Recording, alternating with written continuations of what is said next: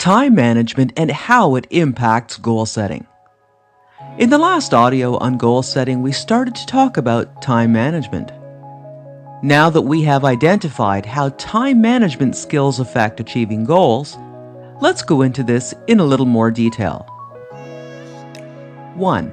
Shifting priorities and crisis management. Management guru Peter Drucker says that crisis management is actually the form of management preferred by most managers.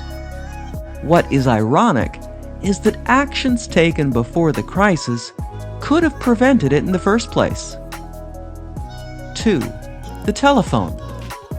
Have you ever had one of those days when you just had to answer the phone with "Grand Central Station, how can I help you?" The telephone, which can be our greatest communication tool, can be our biggest enemy to effectiveness if you don't know how to control its hold over you. 3. Lack of priorities or objectives.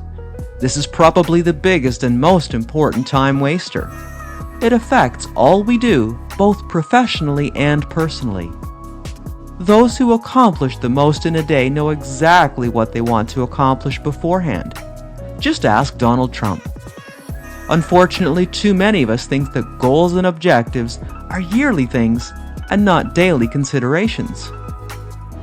This results in too much time being spent on minor things and not the things which are important to our lives. 4. Attempting too much. Many people today feel they have to accomplish everything yesterday and don't give themselves enough time to do things properly. This leads only to half-finished projects and no feeling of achievement, as all the things are done in a hurry and appear rushed to others. 5.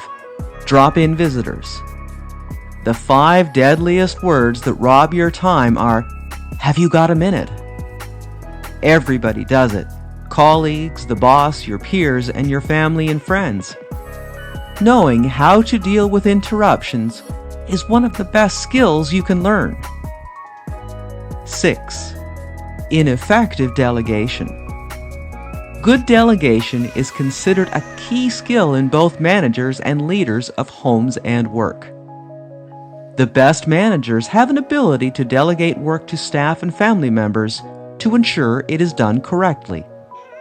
This is probably the best way of building a team's morale and reducing your own workload at the same time. The general rule is this: if one of your people around can do it 80% as well as you can, then delegate it. Procrastination.